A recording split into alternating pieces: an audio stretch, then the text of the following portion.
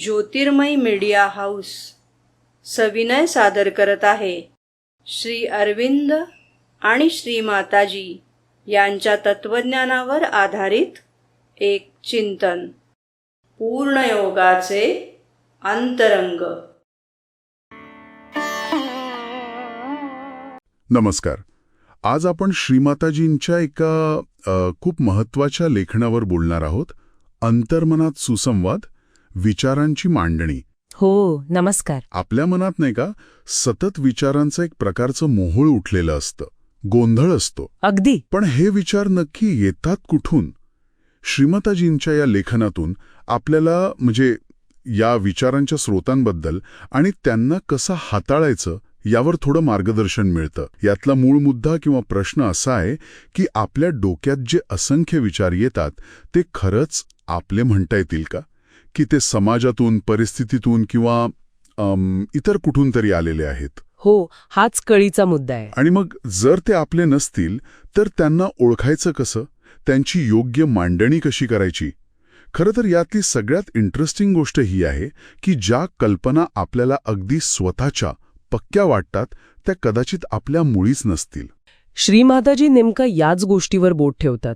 त्या म्हणतात की आपले अनेक ठाम वाटणारे विचार, मत किंवा जे काही आपले विश्वास आहेत ते खरं तर बाहेरून नकळतपणे स्वीकारलेले असतात बऱ्याचदा. बाहेरून म्हणजे बघा, सामाजिक रूढी आहेत, परंपरा आहेत, कायदे आहेत, आई वडिलांकडून मिळालेले संस्कार, आपलं शिक्षण, या सगळ्याचा आपल्यावर इतका प्रभाव असतो, इतका पगडा असतो की आपण त्या विचारांना आपलंच मानायला लागतो. अच्छा.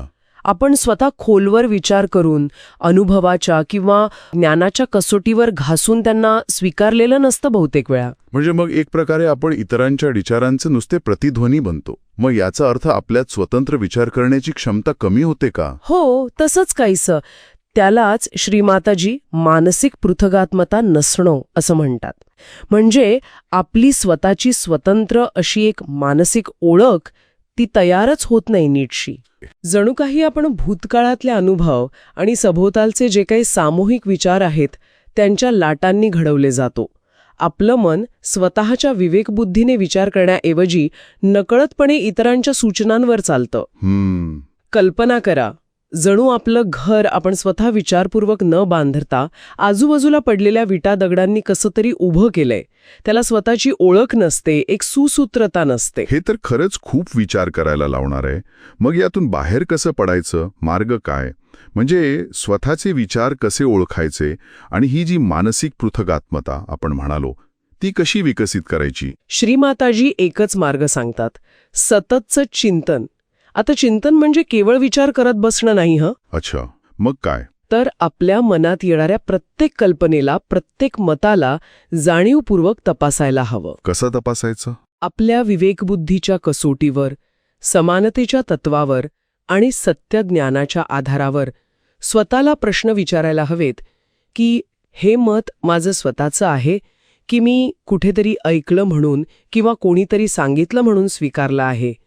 या विचारामागे माझं काही स्वार्थ किंवा पूर्वग्रह दडलेला आहे का? हा विचार न्यायाच्या आणि समानतेच्या तत्वांवर टिकतो का? असे. पण हे वाटतं तितकं सोपं नक्कीच नसेल.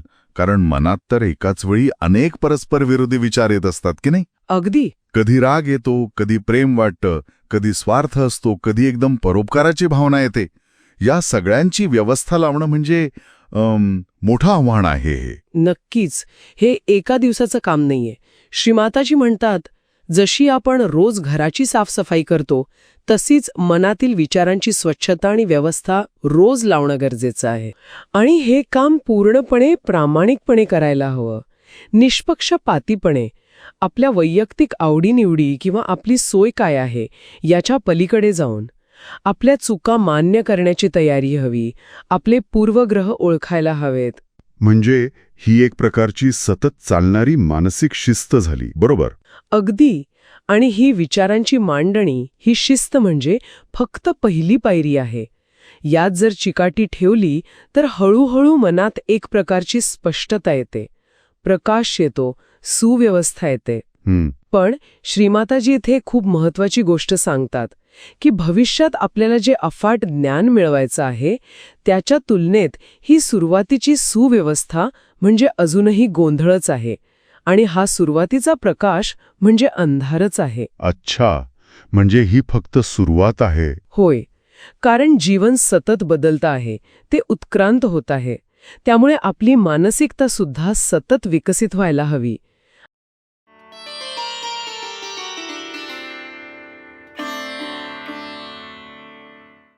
धन्यवाद. उद्या पुन्हा भेटूया आपल्या ऑरो मराठी चॅनलवर.